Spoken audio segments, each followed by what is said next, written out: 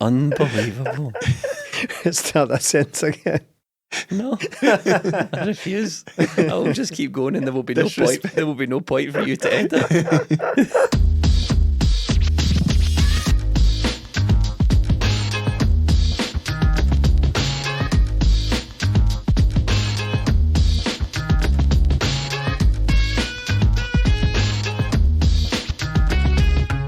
20 Minute Tim's Flagship podcast, episode 323. I'm your host, Jamie, and sniggering in the background before he's been introduced, that is Stephen. I sniggered because you did it to camera there. Just out of habit. So, yeah.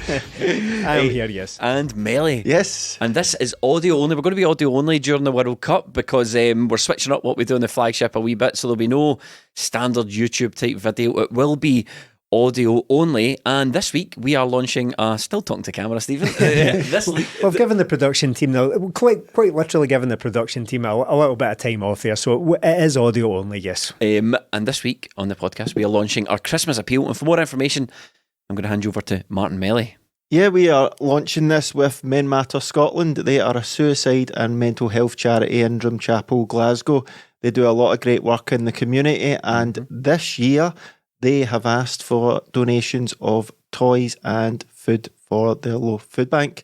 But of course, that is difficult for people out with Glasgow, so they have got a GoFundMe. So if you can just donate to the GoFundMe, all the proceeds will go to getting families fed or kids toys this Christmas. I know it's a tough time for everybody, but if you can give anything, it would be greatly appreciated. We will close the GoFundMe before Christmas, so get in there as quick as you can, please, in time, so we can get the kids and hopefully get some food in for people at this time of year. Yeah, it's a charity that's very close to our heart, Stephen. The link, incidentally, will be available everywhere you can expect it in the show notes. It'll be on our Twitter and all that sort of stuff. Yeah, keep an eye on Twitter for it as well. We've got a lot of followers on there, so that's probably the best place to gather the details together, and we'll stick it out on there. It is a tough time of year for a lot of people, Stephen, and just got even tougher for Giovanni van Bronckhorst. The wee man's been sacked. Yes. And we were inundated with people tweeting us, some people wanting an emergency podcast. First of all, Giovanni van Bronckhorst getting sacked from the Rangers job does not merit an emergency podcast. No. Never in a million years. What it does merit, though, is a right good slagging on the Flagship. I definitely. I'm really disappointed. I'm disappointed of the timing of it, because the phrase I used on a recent At The Match podcast, when it finally became untenable, when they dropped yet more points against St Mirren, I think it was, I wanted a month of turmoil. I wanted a month of turmoil during the World Cup, during which they would have the bold statements, the arguing, the constant battles in the media, the fans getting more and more impatient.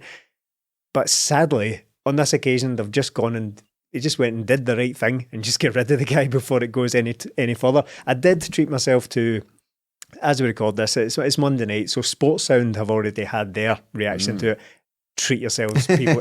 You did say that before we turned the mics on. Neither of these guys have heard it yet, but I'm urging everyone within the sound of my voice to go and check it out, because Kevin Thompson's performance on it is spectacular. Not only does he basically make his own play for the job, he literally says, I would get more out of these players, I would have them playing. Yes, he did. Wow. He also said that Gio didn't have the sturdy bit at the back of the throat that Walter, bless him or rest him, did. The sturdy bit at the back of the throat, gentlemen. Is that from the Loving Cup? See, the thing is, right, so Kevin Thompson got me defending Gio here a wee bit, because did Giovanni van Bronckhorst not take them to European final? Yes, he did. Yeah. Right, but Kevin Thompson says he could go one better. Yeah, he could do better than that. But my favourite bit as well was a completely unintentional thing. They're talking about how it's very rare, as we've been joking about as well, rare for Rangers to actually sack or admit that they're sacking a manager. It's usually undignified. It's undignified. They're usually moving them upstairs, so all of the former managers of Rangers can all be found in the attic somewhere as they moved them all upstairs. But they were listing the previous shortest tenures. So I think Le Guin is the shortest, Yeah. and then it would be Caixinha. And they then just use the sentence, so Giovanni Van Bronckhorst is the third shortest manager in Rangers history. But is he not the shortest, though? Is he not the shortest in stature? Another man who should be moved up the stairs or just away from our TV screens, Graham Souness. We spoke about him last week when he was talking about on a Breakfast of Champions. We spoke about him when he was talking about building the Celtic and Rangers mega stadium. Yes, yeah. He had a lot to say here, but what I think I liked the most, though, was Graham Souness, 2 days before Giovanni gets sacked, comes out and says, you need to stick by him, you need to give him time. Nobody's listening to Graham Souness right now. I know Graham's been sacked from Sky, right? I know he's been sacked for Sky, and now he's like making a play for some sort of Scottish media job, Melly. But it was... the writing was more or less on the wall with Giovanni Van Bronckhorst with these interviews just before the break, when he was talking about, I don't know if I'm going to get a new striker. I think he even said, I don't know if I'm going to be here. A lot can happen in football. So the writing was on the wall for the guy. But my worry is, Melly, that they go out and get someone better. Yeah, but as I said to you in the group chat earlier, I thought when Gerrard left, they were getting a better manager than Van Bronckhorst, and it's not quite turned out like that. Yes, they had last season, but looking at it last season, Van Bronckhorst came in, I think, 6 points ahead of Celtic, and a January window to come and Europe to play for, and he blew it. He blew it. He blew the league, and he's blown it again this year. So getting a manager of the calibre of Giovanni Van Bronckhorst, because remember, he was a title-winning manager when they brought him in. Now you're going down looking for a manager who Celtic are 9 points ahead, have only lost one game this calendar year domestically, apart from a cup game. So you're looking at it going, it's a hard sell for it. It's not big shoes to fill, it's wee brogues to fill, but it's going to be a tough sell. You'll obviously get a manager, but I'm like Stephen, I thought they'd probably try and ride it out and see if they could get them back on board. I just don't know who takes over now. The thing about it is, I kind of had the vibe that he was their Ronnie Dyler.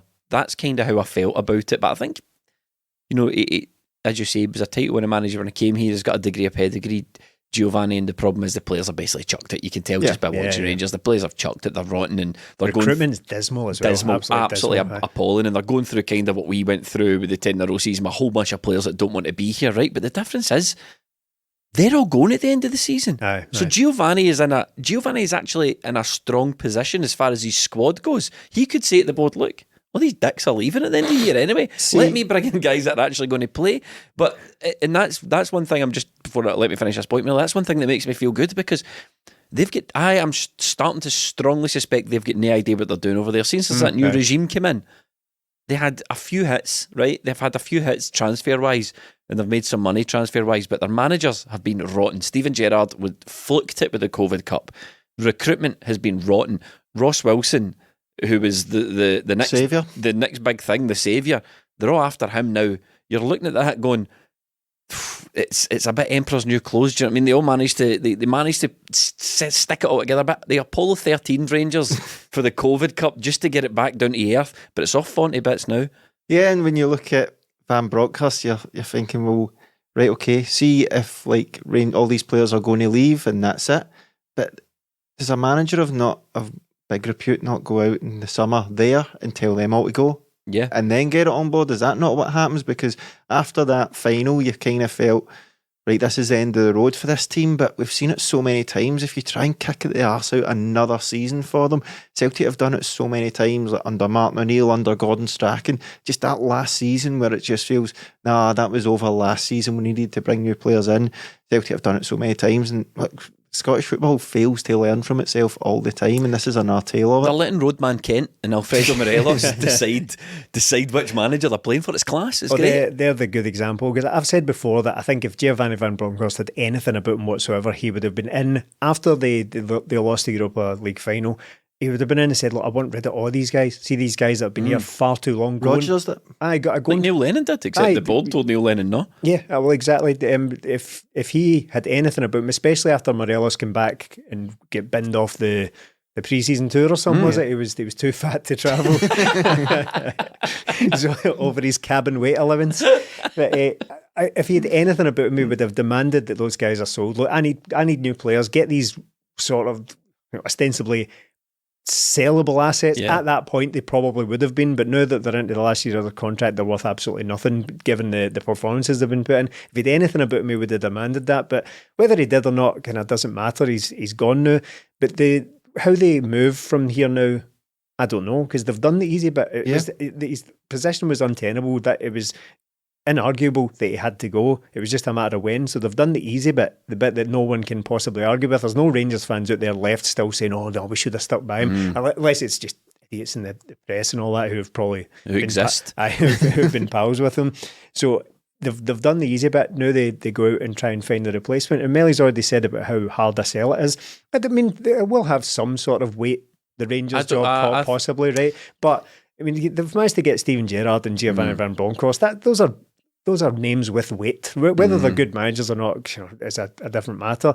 But they now need to find a replacement, and I'm already talking about this too much, but Kevin Thompson again. I need to listen to this. Is brilliant. Tom English was the guy on the other end of it. It sounded like a Zoom call the BBC have done, basically. So he was on the other end saying, look, anybody coming into that job is going to, like Gerrard and like everyone else coming to Scottish football, they're going to want assurances of some sort of player budget, right? They're going to want some sort of assurances of being able to turn around the squad and all that. And Kevin Thompson was like, nah. See, if you're coming into a job worrying about budget, it's not for you. It's not for you. It's not for you. Fucking simp, Kevin. We get it. It's not for you. You're a Rangers man. As if Sean Dyche, right, or whoever they've been linked with as well, is just going to be on the end of the phone like, you had me at hello. This is a quintessential team you could be joining. Kevin, it's your agent on the phone. They've got the Rangers job for you, but they want you to shamefully eat dog food naked in front of the whole Ibrox crowd every day and soil yourself in lieu of payment. I'll take it. That's really what he's getting at there. Look, I know we're laughing at Rangers here and it feels all right to be talking about them, but I do worry a wee bit that for some reason, unbeknownst to me, they're a draw. They got Steven Gerrard to come in. It's like they're a brand name. They're like one of these brand names that are slowly they're like, and quite ironically, actually, like a former big brand name that you can now only get in Sports Direct. Rangers are like Slazenger or something. Lonsdale, you still see your dad cutting about Donny. Slazenger shirt. I think there's a piece of class when actually don't slag our sponsors. Get in touch, Donny. So the problem is they are a bit of a drought, and I don't think like people think like Sean Dyche and all that would be completely rich for Rangers. I tend to disagree. I think a manager that wants to rebuild his reputation within reason would probably try and come to Rangers. The problem is we're so strong, and it's us forcing Rangers' hand, because how many points are they behind right now? 9 points behind. There's still plenty of Glasgow derbies to play. Graham Souness said it himself. It's the one thing he did say. There's still plenty of football to play. We're only in November, and because we're so good, because we're so strong, they've shot the bed and been their manager before Christmas. Sean Dyche, I don't think he's completely out of reach either, but my problem with was the idea that he'll just turn up and sign, sign with no idea of what he's going to have to under the hood. It's ludicrous that any manager worth his salt is going to just turn up at a club. Oh, the Rangers, you say? Oh, sign me up. I don't care what I've got to spend. To be fair to Sean Dyche, he is one, salt of the earth, but two, he also likes money. Aye. Was there no thing about Sean Dyche and his $3,000 coat at one point? I'm pretty sure there was a story about I'm sure it might have even been Joey Barton or someone that slagged him, but Sean Dyche. John McGinn. Was it John McGinn? Aye. And you remember hearing the story about the coat he wears at the touchline is like some $3,000. Not my favourite Sean Dyche story. One is that he eats worms on the pitch as well. Apparently he eats worms. And two, the story about how he went to the Grand Canyon, saw it, and then just said, right, that's us seen it now, let's go. There's something out there about how he went with a teammate of his. Does it? He is the most Brexit manager available, so in many ways he would suit them. Warnock's Brexit. Warnock is more Brexit. He's retired, yeah. Okay, so I think he kind of suits Rangers, like that defensive coach that's going to staunch things up as well. So like, there is that sort of slight worry that Rangers will go out and get a manager, because like, at one point we were worried, who are we going to get in? What are we going to do? And then we went out and got a manager who is very good and turned everything around. So it can happen. But the point is, Celtic have already got that manager. So Rangers, if they're looking at Kevin Muscat and copying us, come on lads, man, there must be something else you can do than just copy the ones across the street, because we've never really copied them Nah, That's never all right. copying our homework. Third time mentioning Graham Souness in the podcast because he did get through a lot. Did old Graham? Celtic have had a couple of curious VAR decisions. Oh yeah. He wanted that, and I'm trying to think. I was racking my brain. Have we had any curious VAR decisions at all that have went in our way? No. I can't think of one. No, Usually the law of averages would suggest one or two, but I can't think of a single. It's almost like Graham Souness doesn't watch Scottish football. He's just trying to bluff his way through these interviews. Is Graham Souness out there giving interviews entirely on the strength of Motherwell having taken a throw-in off Sead Haksabanović's head? Is that the difference in the title race here? Definitely watched that game, didn't he? See Graham Souness, right? He served a purpose on Sky. He is the kind of token, as alongside Roy Keane, who performs a similar role. Yeah. He's a bit younger. He's not quite as out of touch as Graham Souness, right? He performed a sort of token, that's a phrase I've already used, salt of the earth, right? A kind of right proper football man role within the Scottish, the Sky rather, punditry team. The things he does on there, or did on there, he's been sacked in case we haven't mentioned it yet. The things he did on there, they never go out of fashion because they can never really be argued with. Graham Souness, he'll say things like win your battles, you need to be more aggressive. The things that aren't necessarily untrue, they'll never really be completely invalid. He gets away with that for decades on Sky, right? Okay, but now he finds himself at a loose end. And I'd be astonished, as you've already said, if he watches any Scottish football whatsoever. So he's just out there, quite literally, hashtag just saying stuff, just making things up to keep his name in the media. He has gone from being a reasonably well-respected sort of pundit to basically Charlie Nicholas overnight. But Charlie Nicholas, who, again, just did exactly the same thing, came away from Sky, thought, well, it was dead easy to talk about Scottish football. All you need to do is talk about Rangers, Celtic, referees, conspiracies, all that, and you're set. But people see through that. We're not stupid. You can see through that in a second. And that's what Charlie Nicholas found himself coming a cropper with. And Graham Souness is going down the exact same road. Embarrassing, Souness. It's a man's game. It's a man's game, and he's been absolutely binned off of it. Celtic went all the way to Australia and didn't win a single game. Should we be looking for a new manager as well? Maybe Graham can give us a few pointers. Aye, probably. Kevin Thompson. Stop talking about Kevin Thompson, for the love of God, Stephen.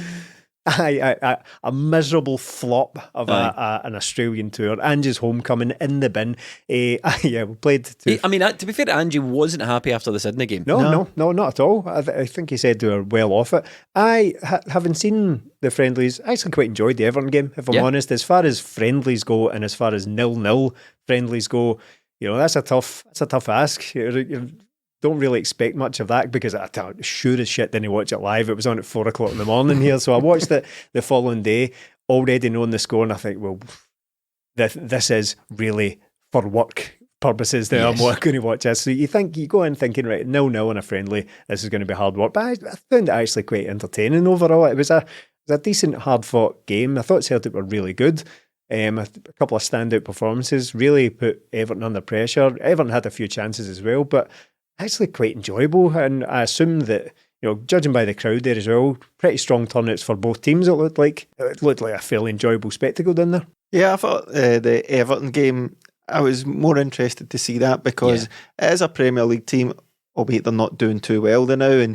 But you want to see, right, okay, we know what Celtic can do in the Champions League level, and we're a wee bit off that now, but we are improving. But how can they get on against these sort of Midland Premier League teams, Midland to lower Premier League teams? And Everton sat in because Celtic controlled the possession most of the time and went and played our game again. And you're like that, right, this is good because, again, like the Champions League, we didn't sacrifice anything. We went out there and played our game and probably should have won it on the chances created, but again, missed them. But it's just satisfying to see your team are going up against a team that's every single player is worth more than your player. Every single player is paid much more than your player, playing a better league, yet the sum of our parts is better than theirs, really. We went out and played better football than them, and that's all we can really ask. Now, as a friendly, it's not as if we can judge it all on that, but I think Celtic came across really well in that game.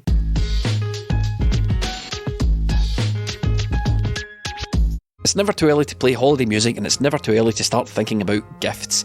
Whether it's for a friend or the friend in your pants, you can make this season jolly with Manscaped. Do your little drummer boy a favour and use the Lawnmower 4.0 to avoid another silent night in the bedroom. Then add in Manscaped's top-of-the-line shower products that have the people thinking, all I want for Christmas is you. Santa cares about his sack. And so should you. Look nice when you get naughty by going to manscaped.com and use the code TIMS for free shipping and 20% off, Stephen. That's right, Jamie. Now that you've groomed your candy cane, it's time to make sure you don't smell like a reindeer with the Platinum Package's shower products. All of Manscaped's shower gear is sulfate-free, vegan, and made to have your skin feeling hydrated and smelling fresh. But smelling good doesn't stop at the shower. The Crop Preserver Ball Deodorant and Crop Reviver Ball Toner, can solve stank problems all day long. Once they touch your sack, you'll never go back. Wonderful. Get 20% off and free shipping with the code TIMS at manscaped.com. That's 20% off with free shipping at manscaped.com. Use the code TIMS. Manscaped, get your jingle balls ready for the holidays. I just want to offer an apology to the people of Australia, not on behalf of ourselves in this podcast, but on behalf of the Scottish football media and the wider Scottish football media, because again, I was reminded when I saw the stadiums and the operation and the production value and the cameras and the TV screens and the lights and the Hollywood and the interviews and the punditry and every aspect of Australian football and Australian football production. I was once again reminded, Stephen, how when Ange Postecoglou came over here,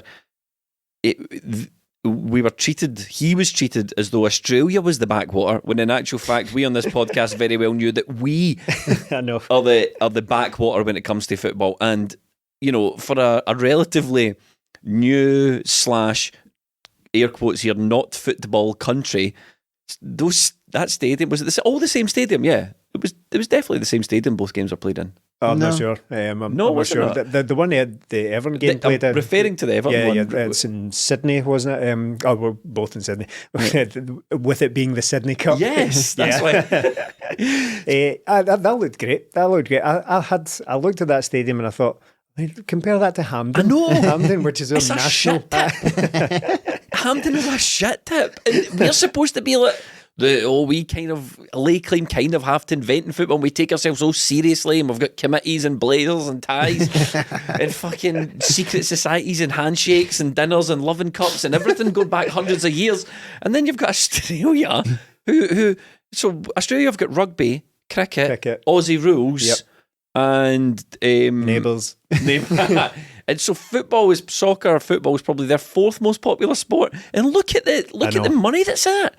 And Ange comes over here, king of Australian football, and we are looking at the guy going, remember the questions he used to get asked? Aye. How does it feel to be involved in real football for a change? Basically, was the gist of it anyway. I'm glad that he actually makes reference to that now, not directly, but he makes sly little digs now here and there about how much of a backwater Australia is and how the patronising questions he was asked when he came here. It's shameful looking back. We should actually look back properly at some of the questions. We greasy hacks getting the bus up to Celtic Park, smelling like tramps, asking Ange, who looks fabulous, just stepped off a private jet from Australia.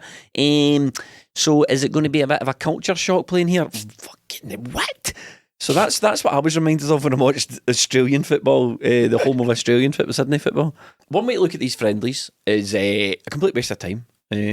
Glamour, marketing, waste of time, blah, blah, blah, blah, blah. Another way to look at it is, and I suspect this is the way Stephen Melly, the players, will be looking at it, is there's some names there thinking, I can't get close to Ange Postecoglou's team. And this is one of very few opportunities I'm going to get to show the manager what I can actually bring. I'm thinking about Stephen Welsh. I'm thinking about Abildgaard, mind him. Ideguchi. Another one. There's players dotted about there, and then there was some youth players as well that made appearances. Some Celtic B players made appearances. So it's not, it might be a bit of a jolly from the fans' perspective and all that, but for the players' perspective, Melly, there'll be some names there, some boys in that team that wanted to make an impression. Do you think any of them managed it though? Well, there definitely will be players that wanted to, and we've seen that in the past. Remember, Dedrick Boyata came back from the winter break and got himself into Brendan Rodgers' team, and it's a chance to be sort of taking out the environment you're in and go and train somewhere else, the sun and all that, and maybe the manager or the coaches see something in you.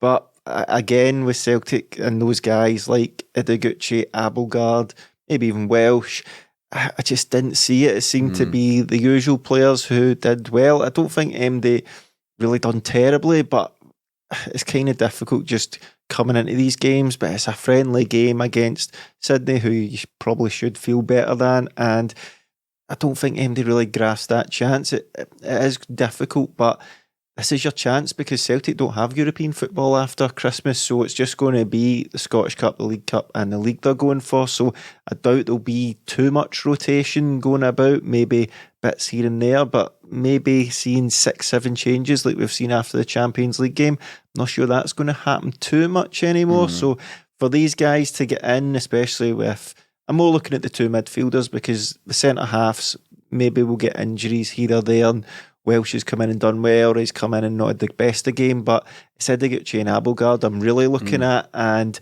with Callum McGregor coming back, Matt O'Reilly, Rio Hatate, Turnbull all ahead of them, even Aaron Moy at the World Cup, I just didn't see them putting in a stake for a place. Those two guys are the prime examples here of this, because I refuse to believe that it's a waste of time for any of the players really, but particularly for those guys, because they must be at a club like Celtic. I don't think there's any such thing as a waste of time, even in friendlies. I just don't think that's the case. Tony Ralston said as much after he did, yeah. To his credit, he did. He said it doesn't matter if it's a friendly, it doesn't matter what competition it's in. That if you're not at it, it's not good enough at a club like Celtic, right? But in those two guys' case particular, they can be hammering away in training, right? And can get near the team. We've got to assume they are. We've got to assume they're working really hard, showing what they've got in training. And this friendly might not present much of an opportunity to show what they've got to the manager, because the manager will be already aware of largely what they've got. But a friendly is a decent opportunity to show a bit different. But it's for the fans as well. We don't see these guys, so we're watching a game like that thinking, it's only a friendly, but what have you got? Ideguchi's barely played. He's been here a year now, nearly a year. It's been unfortunate for him. He has probably equal parts been unlucky with injury and also just nowhere near the team due to the form of other players. Or maybe he's just no got it. I don't know. But I'm looking at guys like that, and I'm looking at Abelgard, who maybe we read a wee bit too much into his case. Maybe it's only a loan after all. Maybe he was just brought here just in case. Maybe it might have just been brought in. Look, this guy's available. The situation in Russia being what it is, maybe we can just bring him in, see what he's got for half a season, and if it doesn't, a full season, but after the World Cup and all that, if he's not got it, no harm done. So that might just be what his position in the squad is, and we're all just kind of looking too much into it.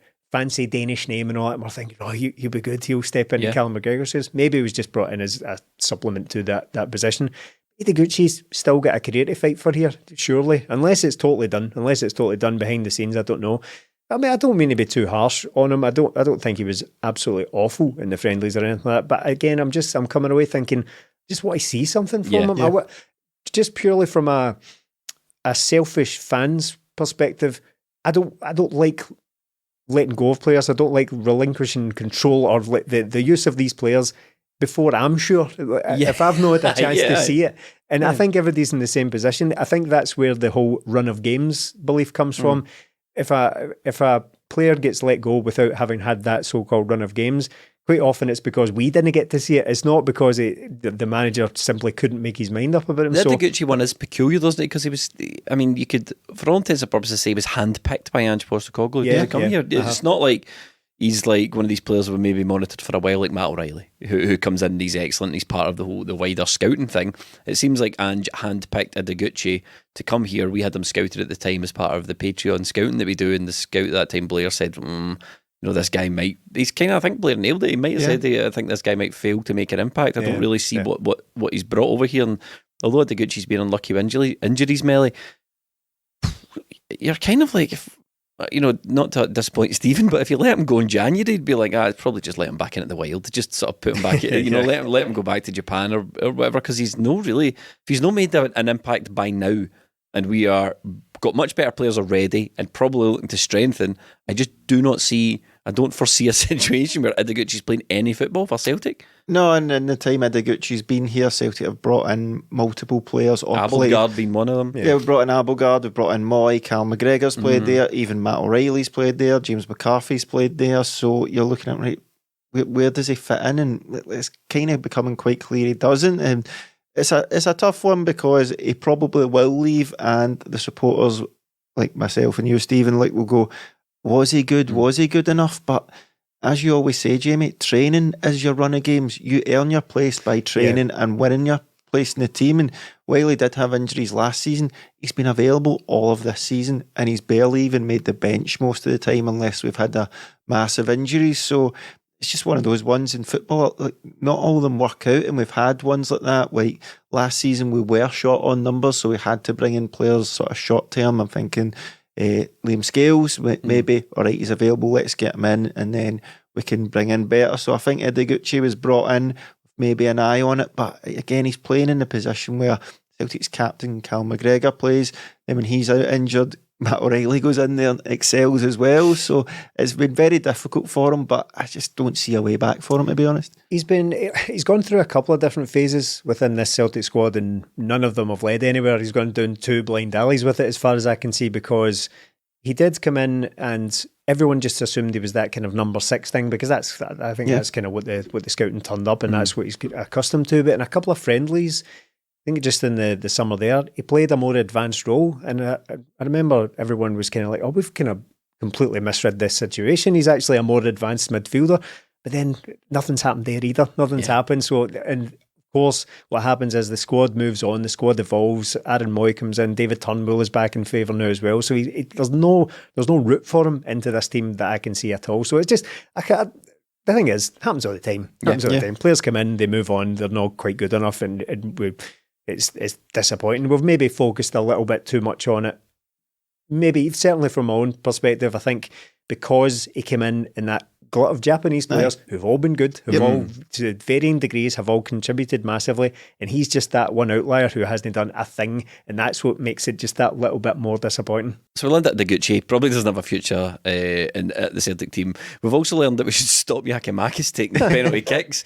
Never again, that was man. Absolutely awful. I think, Melly, you said before we turned the mics on, he's missed 3 out of his last 4. Yep. And I was reminded of something that we've spoken about on this podcast previously, where we've kind of made comment, and maybe in yourself, Steve, we've made comment to the fact that Yakimakis is better off at instinct. If he has time to think about what he wants to do, we've said it about Barrett, but we've definitely said it about him. And I think that's maybe why he's so bad at pens, because he just gets so anxious. His record was good before he came. He scored 9. I think that weird season where he had, out of the blue in the Netherlands, he just exploded onto the scene all of a sudden after 5 or 6 seasons of absolutely nothing across Greece and in the Netherlands. But there was 9 penalties in that, which also raised... how many did he hit, though? He could have hit 40, and he only scored 9. True. Dreadful, absolutely terrible penalty. I don't know what's getting him this season with the penalties. It's because we're not practicing them enough. We need a penalty coach. Did you see that Harry Kewell miss? I've never seen a penalty like it. Because I googled, as soon as that happened, I was obviously thinking of a joke, right? So I just banter. No, because that's what we do. This is a patter-based podcast. So I googled Harry Kewell penalty miss, and it was just my eyes lit up. It was a gold mine. It was just that penalty miss was just like, is this the worst penalty miss in history of football? Football's worst ever penalty miss, and I viewed it, and it was the worst I've ever seen. I think it's the only penalty I've ever seen where the taker shoots downwards. Usually you shoot at the goals, but he shot downwards. He shot straight into the ground, and it just sort of screwed wide past the post. If you've not seen it, you can Google it or retweeted it. It's appalling. But some of the chat following the Australia thing related to Yakimakis and Kyogo was, the more missed chances, blah, blah, blah. I don't really care about that so much, but what I do care about is the talking point that was raised about potentially Celtic needing another striker, Melly. Now, you two, before we turn the mics on, Stephen said yes, Melly said no. So let's hear it, Melly. You don't think we need another striker? Well, I always feel you can go out there and improve, but if Celtic could get a better player than the 2 we've got, fine. But are we going to get much better than these 2 guys? I think they're really good. They are fan favourites as well. And I think Stephen said it's nice to have a third choice one. But it is. But it's a hard sell to people. We've brought in young guys like, was it Johnny Kenny? Joey Dawson and all that, and they just go to the B team and don't play for Celtic unless we get COVID, like it was Boxing Day, wasn't it? And if you're bringing in another striker, it's a difficult sell for somebody. Come in and play behind two guys who are probably maybe 20 goal a season strikers if they stay injury free, with Celtic not being in Europe next season, and next year even, the second half of the year, second half of the year, Stephen, correct me please. The second half of the season. Do you need a wee refresher on how the calendar works? And you want season, to take a minute. Yeah, right. So in the second half of the season, Celtic have only got domestic duties to contend with, so they're not going to have those European games. So I think we can be fine with these two. We've also got Maeda, who's played up front, we've got Abada, who can play up front, and we've got Rocco Vata coming through all these guys. So I don't think it's essential right now. Come the summer, if the problem's there, yes, possibly, but I think if we're going out to get better than them, we'll be doing a very good job. Well, for clarity, my comment on that wanting a third striker was entirely within the context of the prevailing winds out there, that people see a few sitters missed, and it has been a theme of this season. Now, look at all the chances we're creating and we're missing sitters. Kyogo's culpable, Abada's always guilty, right? That has become a bit of a thing out there. It's been a bit of a theme of the season, is the missed chances. So my comment was that people immediately leaped to, we need another striker in, and I think, oh yeah, cool. Again, I broadly agree with basically everything Melly said. If you can go out and get an absolutely top class striker, yeah, totally. But I don't see what problems that would solve, because what did we do with Kyogo? We went out and got a guy who'd scored goals elsewhere. He's a guy who has already scored a lot of goals in Scotland. So where do you find this guy who may or may not exist? So then, if he's of course. Well, he's at Sturm Graz, isn't he? So if he scored, I think, 3 goals this season in 9 league games. Forgot all about him. Fantastic. If he's the guy, if striker X is the guy who comes in. He sounds pretty good. It does, doesn't it? He sounds pretty sexy when I've said that. Mysterious striker X. If he's the guy who comes in and he is the one who finishes chances, that means Kyogo never plays again, because if you play Kyogo, the same problems will still exist. Oh, he's missed another chance. Striker X should have been playing. So again, I'm obviously being silly. I just don't think that. I don't know if there's any due diligence we can do out there that's going to guarantee you goal-getting striker that we haven't already done with Kyogo. Kyogo's one of the best strikers we've had in decades, right? Certainly in the conversation to be not compared to Larsson, but the best since Larsson. He's in the conversation for that. So if every time he misses a chance, we're like, oh no, we need to get another striker. I don't know. I think it's a bit of a stretch, to be honest. Could we use a third one?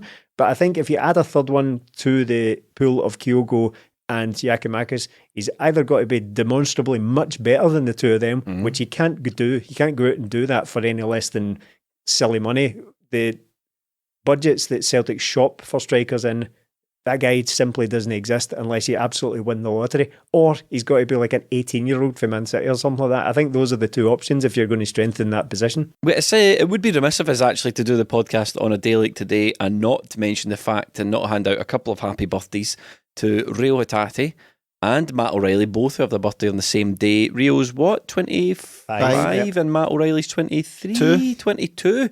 I have absolutely no idea, and I don't follow any of these guys on social media or anything like that, but I'd love to believe, so don't ruin it for me, I'd love to believe that they're spending it together. No, that'd be cute, wouldn't it? That'd be great.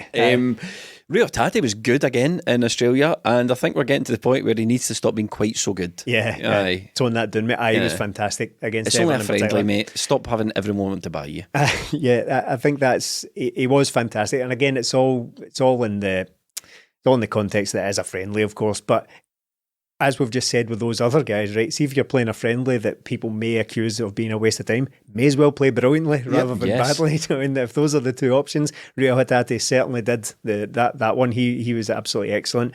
Didn't look out of place with, again, Everton aren't any great shakes, but they've got good players in there. That Gordon is a really good player. He's been linked with moves for like 60 million and things like that. Rio Hatate completely outshone him in my opinion. So I thought he had a great game and just getting better and better all the time. Yeah, it's ridiculous to think this time last year we didn't know who these two guys were, and now they're in our midfield and we just don't think about it anymore, and we just appreciate them every single day. I think that's what we need to do now, is just appreciate these guys. Real Hatate, 25, probably older than a lot of people think. Matt O'Reilly, just enjoy the guy, because it could be a short spell we have him, but what a couple of players we've got, and add Cal McGregor back into that come this restart. Yeah, he was training just for Australia, wasn't he? Yeah. There was pictures of him training. I really did like some Rangers fan put up on Twitter. He goes, "This is the difference between us and them." There's a picture of like Celtic training for their trip to Australia, and there's a picture of Morelos on the beach dressed like an absolute imbecile. Oh, those sunglasses. Those like Bret Hart. They're kind of wrap around visor sunglasses. Absolutely ridiculous. They could have been there if they wanted to, couldn't they, lads? But they chose it. Well, that would have been an opportunity for Gio to save his job. Could have got some points against us, not points that he can't bring home. No. Rangers could have balanced the books, got some money, but instead they cut their nose off despite their face. And on that, seems like a good place to wrap up. Yeah, well, happy birthday jointly to the beating heart of this Celtic team. The pair of them have been absolutely fantastic, and many happy returns to the both of them, because they've been the absolute engine, the driving force of this team this season. Nice, I think, if a few of the players are away on another wee holiday themselves, and then I think Ange said the players go to Portugal. All right, isn't it? That's not so bad, but do you know who's not going on holiday? Us. Patreon.com/20minute Tims. The content is not stopping. We're going to keep doing flagship podcasts throughout the World Cup, even though Celtic are not playing. It's just some World Cup filler. Creatively, we are forced. yeah, we're just doing some World Cup filler. The flagships will continue over the World Cup. They're going to be audio only, so no YouTube videos, but we will put the audio on YouTube. The Patreon stuff will continue. We have a fantasy football competition running for patrons. You might be a bit late to get involved. You're unlikely to win it if you're joining it at this stage, but there are hospitality tickets up for grabs, so if you're a bit of a whiz with the fantasy football, get yourself involved. But most of all, thank you for listening.